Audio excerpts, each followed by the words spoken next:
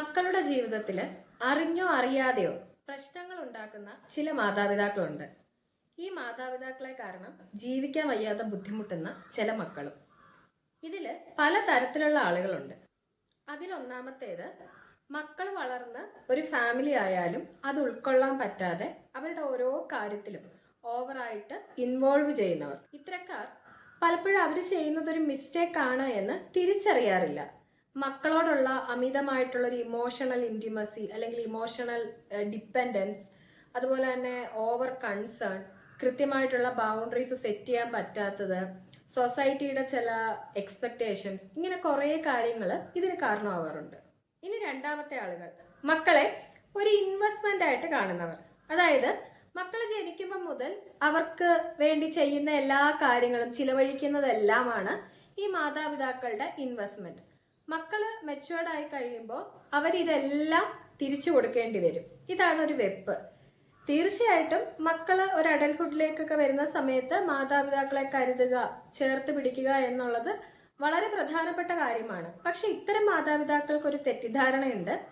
ഞങ്ങൾ വളർത്തിയ മക്കളാണ്, അതുകൊണ്ട് തന്നെ അവർക്കുള്ളതെല്ലാം ഇനി ഞങ്ങൾക്കാണ് എന്ന് ചിന്തിച്ച് അവരുടെ ഫാമിലിയോ മക്കളുടെ തുടർ ജീവിതത്തെ ഒന്നും കരുതാതെ എല്ലാം അങ്ങ് വെട്ടിപ്പിടിക്കാൻ ശ്രമിക്കുന്ന ചില ആളുകൾ. ഈ പറഞ്ഞത് രണ്ടും ഒരു ന്യൂനപക്ഷം മാത്രമാണ്. തൽക്കാലം രണ്ടാമത്തെ കൂട്ടർ അവിടെ നിൽക്കട്ടെ. എനിക്ക് പറയാനുള്ളത് ആദ്യം പറഞ്ഞ ക്രൈറ്റീരിയയിൽ പെട്ട ആളുകളുമായി ബന്ധപ്പെട്ടിട്ടുള്ള കാര്യങ്ങളാണ്. പേരൻസിന്റെ ഓവർ ഇൻവോൾവ്മെന്റ് കാരണം ഫാമിലി ലൈഫിൽ കോൺഫ്ലിക്റ്റ് അനുഭവിക്കുന്ന ഒരുപാട് മക്കളുണ്ട്. പല രീതിയിലാണ് ഈ പ്രശ്നങ്ങൾ ഉണ്ടാകുന്നത്. ഒന്നാമത്തെ ഇഷ്യൂ എന്ന് പറയുന്നത് പാർഷ്യാലിറ്റിയാണ്. അതായത് വീട്ടിൽ ദമ്പതികൾ തമ്മിൽ എന്തെങ്കിലും പ്രശ്നം ഉണ്ടാവുമ്പോൾ ഇതിൽ ഏതെങ്കിലും ഒരാളുടെ സൈഡ് പിടിക്കാനായിട്ട് പേരൻസ് വരും. ഇതിൽ പ്രധാന പ്രശ്നം എന്താന്ന് പറഞ്ഞാൽ, ന്യായം ഏത് ഭാഗത്താണെന്ന് നോക്കാതെ സ്വന്തം മകന്റെ അല്ലെങ്കിൽ മകളുടെ പക്ഷം പിടിച്ച് സംസാരിക്കുന്ന പേരൻസ് ആണ്. ഒന്ന് ആലോചിച്ച് നോക്കൂ, നമ്മുടെ ഭാഗത്താണ് ന്യായം, പക്ഷെ ബാക്കി എല്ലാവരും നമുക്കെതിരെ നിൽക്കുന്നു. നമുക്ക് എന്ത് തോന്നും? വല്ലാണ്ട് ഒറ്റപ്പെടുന്നതായി, ആരും കൂടില്ലാത്തതായി, അല്ലെങ്കിൽ നമ്മുടെ ഒരു പേഴ്സണാലിറ്റിയെ ചോദ്യം ചെയ്യുന്നതായിട്ടൊക്കെ നമുക്ക് അന്നേരം ഫീൽ ചെയ്യും. ഇതൊക്കെ തന്നെയാണ് ആ ഒരു റിലേഷൻഷിപ്പിലുള്ള സ്പൗസിനും ഫീൽ ചെയ്യുന്നുണ്ടാവുക. ഇത് അവരുടെ ഇടയിലുള്ള കോൺഫ്ലിക്റ്റിനെ കൂട്ടുകയാണ് ഫലത്തിൽ ചെയ്യുന്നത്. മറ്റൊന്ന്, ദമ്പതികൾ എന്തെങ്കിലും കാര്യങ്ങളിൽ തീരുമാനമെടുക്കുമ്പോൾ അതിൽ അനാവശ്യമായിട്ട് കയറി ഇടപെടുന്നത്. അതായത് അവരെങ്ങനെ കുടുംബം മുന്നോട്ട് കൊണ്ടുപോകണം, എങ്ങനെ സാമ്പത്തികം ചെലവഴിക്കണം, കുട്ടികളുമായി ബന്ധപ്പെട്ടിട്ടുള്ള കാര്യങ്ങൾ, ഏത് കരിയർ തിരഞ്ഞെടുക്കണം, ഇങ്ങനെ ഒരുപാട് കാര്യങ്ങൾ ദമ്പതികൾ പരസ്പരം സംസാരിച്ച് ധാരണയിൽ എത്തേണ്ടതായിട്ടുണ്ട്. പക്ഷെ ഇത്തരം സംസാരങ്ങൾക്കിടയിൽ അനാവശ്യമായിട്ട് പേരൻസ് കയറി ഇടപെടുന്നതും അവര് ആ സംസാരത്തെ കൺട്രോൾ ചെയ്യുന്നതും അവരുടെ പരിധിയിൽ കൊണ്ടുവരാൻ ശ്രമിക്കുന്നതും ഒക്കെ ഒരു പാർട്ട്ണർഷിപ്പിൽ, ഒരു പാരന്റൽ റിലേഷൻഷിപ്പിൽ ഈ പാർട്ട്നേഴ്സിനുള്ള ഒരു ഓട്ടോണോമി നഷ്ടപ്പെടുത്തുന്ന പ്രവർത്തികളാണ്. മറ്റൊന്ന്, നമ്മൾ സ്ഥിരമായിട്ട് കേൾക്കുന്ന ഒരു കാര്യമാണ്, ഒരു പ്രശ്നം ഉണ്ടായി കഴിയുമ്പോൾ ആരുടെ കൂടെ നിൽക്കണം എന്ന് തിരിച്ചറിയാൻ പറ്റാതെ വലിയ സംഘർഷത്തിലാകുന്ന മക്കൾ. അതായത് ഒരു മകനെ അല്ലെങ്കിൽ മകളെ സംബന്ധിച്ച് അവരുടെ പാർട്ട്ണറും അതുപോലെ തന്നെ പേരൻസും ഒരേപോലെ ഇമ്പോർട്ടൻ്റ് ആണ്. ആരെ തള്ളണം ആരെ കൊള്ളണം എന്ന് തിരിച്ചറിയാൻ പറ്റാത്ത ഒരു രീതിയിൽ അല്ലെങ്കിൽ ആ ഒരു അവസ്ഥയിൽ മക്കളെ കൊണ്ടുചെന്ന് എത്തിക്കുന്ന രക്ഷിതാക്കളും ഉണ്ട്. മറ്റൊന്നാണ്, ചില കുടുംബങ്ങളിലെ വിവാഹ എക്സ്പെക്ടേഷൻസ്.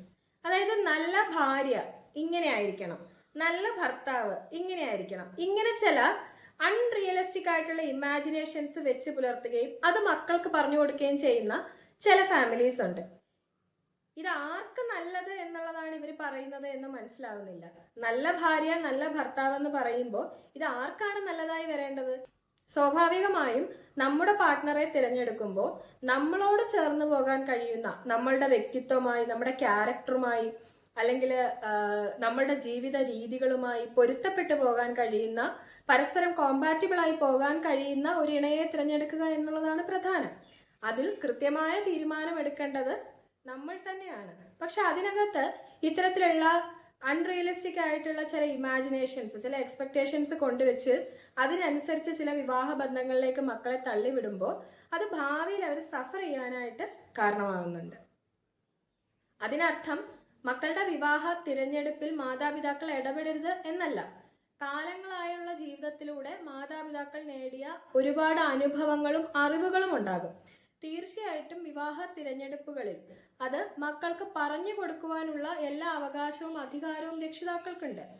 പക്ഷേ അൺറിയലിസ്റ്റിക് ആയിട്ടുള്ള കാലങ്ങളായി കൈമാറി വരുന്ന ചില ഇമാജിനേഷൻസിന്റെ പുറത്ത് മക്കളുടെ വിവാഹ ജീവിതം അടിച്ചേൽപ്പിക്കുന്നത് പരിതാപകരമായിട്ടുള്ള കാര്യമാണ്. അതുപോലെ പ്രധാനപ്പെട്ട ഒരു കാര്യമാണ് ഇമോഷണൽ ഇൻഡിപെൻഡൻസ്. മക്കൾ വളർന്നു വേറെ ഫാമിലിയായി എന്ന കൃത്യമായ തിരിച്ചറിവ് പേരൻസിന് ഉണ്ടാകണം.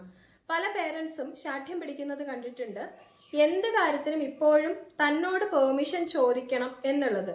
അതായത് അവർ അവരുടെ സ്വകാര്യ ജീവിതത്തിൽ എടുക്കുന്ന എല്ലാ തീരുമാനങ്ങൾക്കും ഈവൻ ആഫ്റ്റർ മാരേജ് പേരൻസിൻ്റെ അടുത്ത് വന്ന് പെർമിഷൻ ചോദിച്ച് അവരുടെ പെർമിഷൻ ഗ്രാൻറ്റഡ് ആയാൽ മാത്രം ചെയ്യാവുന്ന ഒരു അവസ്ഥയിൽ മക്കളെ നിലനിർത്തിയിരിക്കുന്ന ചില പേരൻസും ഉണ്ട്. അത് ശരിക്കും പറഞ്ഞാൽ ആ മകൻ്റെ അല്ലെങ്കിൽ മകളുടെ ഫാമിലി ലൈഫിൽ ഒരുപാട് കോൺഫ്ലിക്ട്സ് ഉണ്ടാവാനായിട്ട് കാരണമാകും. ഇത്തരം പ്രശ്നങ്ങൾ കാരണം ദമ്പതികൾക്ക് അവരുടെ ജീവിതത്തിൽ ഒരു പരസ്പര വിശ്വാസവും സ്നേഹവും ഒക്കെ വളർത്തിയെടുക്കാൻ പറ്റാതെ വരികയും അവർ തമ്മിലുള്ള പ്രശ്നങ്ങളും വഴക്കുകളും ഒക്കെ ഇങ്ങനെ വർദ്ധിച്ചു വരികയും ചെയ്യുന്നതായിട്ട് പലപ്പോഴും കപ്പിൾ കൗൺസിലിങ്ങിൽ കാണാറുണ്ട്. മക്കളുടെ ജീവിതത്തിൽ മാതാപിതാക്കൾക്ക് സ്ഥാനമില്ല എന്നതല്ല ഈ പറഞ്ഞതിനൊന്നും അർത്ഥം. പക്ഷേ മക്കളുടെ ജീവിതത്തിൽ നിങ്ങൾ നൽകുന്ന കെയറിങ് ഒരിക്കലും കൺട്രോളിംഗ് ആയി മാറാൻ അനുവദിക്കരുത്. മക്കളുടെ സ്വകാര്യതയെ മാനിക്കുക. അവർ തമ്മിൽ എന്തെങ്കിലും കോൺഫ്ലിക്റ്റ് ഉണ്ടെങ്കിൽ അതിൽ കയറി അഭിപ്രായം പറയുന്നതിന് പകരം അവരോട് തന്നെ അത് സംസാരിച്ച് പരിഹരിക്കാൻ ആവശ്യപ്പെടുക. രക്ഷിതാക്കൾ ജീവിതത്തിലൂടെ നേടിയെടുത്ത അറിവുകളും ഇൻസൈറ്റ്സും ഒക്കെ മക്കൾക്ക് പറഞ്ഞു കൊടുക്കുക. ഒരു ഗൈഡൻസ് അല്ലെങ്കിൽ കൃത്യമായ നിർദ്ദേശം ഇത് നൽകുന്നവരായിട്ട് രക്ഷിതാക്കൾ മാറുക. പകരം എന്ത് ചെയ്യണമെന്ന് തീരുമാനിക്കുന്ന അതോറിറ്റീസ് ആയിട്ട് മാറുമ്പോഴാണ് പലപ്പോഴും പല കുടുംബങ്ങളിലും പ്രശ്നങ്ങൾ ഉണ്ടാകുന്നത്. അതായത് മക്കൾ മുതിർന്നു കഴിഞ്ഞാൽ പിന്നെയും അവരുടെ പുറകെ നടന്ന് അവരെ വളർത്താൻ പോകാതിരിക്കുക, അല്ലെങ്കിൽ അവരെ സംരക്ഷിക്കാൻ പോകാതിരിക്കുക. നിങ്ങളുടെ സ്നേഹം, കെയറിങ് ഇതെല്ലാം മക്കൾക്ക് ആവശ്യമാണ്. പക്ഷെ പൊതിഞ്ഞു പിടിക്കേണ്ട പ്രായം അവർ പിന്നിട്ടാൽ അവരുടെ സ്വാതന്ത്ര്യത്തെ അംഗീകരിക്കുക എന്നുള്ളതും ഒരു പ്രധാന കാര്യമാണ്. സോ ഒരു സ്ട്രോങ് റിലേഷൻഷിപ്പ് ഉണ്ടാകുന്നത് അല്ലെങ്കിൽ ഒരു സ്ട്രോങ് മാരേജ് എക്സിസ്റ്റ് ചെയ്യുന്നത് നമ്മുടെ ജീവിതത്തിൽ നിന്ന് പേരൻസിനെ അങ്ങ് മാറ്റിക്കളയുമ്പോഴൊന്നുമല്ല, വളരെ സ്നേഹത്തോടെ, കരുതലോടെ, റെസ്പെക്റ്റോടെ അവരെ ചേർത്ത് നിർത്തുമ്പോഴും എന്നാൽ അതേ സമയം തന്നെ സ്വന്തം സ്വാതന്ത്ര്യത്തെ തിരിച്ചറിയുമ്പോഴും മക്കളുടെ സ്വാതന്ത്ര്യത്തെ രക്ഷിതാക്കൾ ബഹുമാനിക്കുമ്പോഴുമാണ്. Thank you.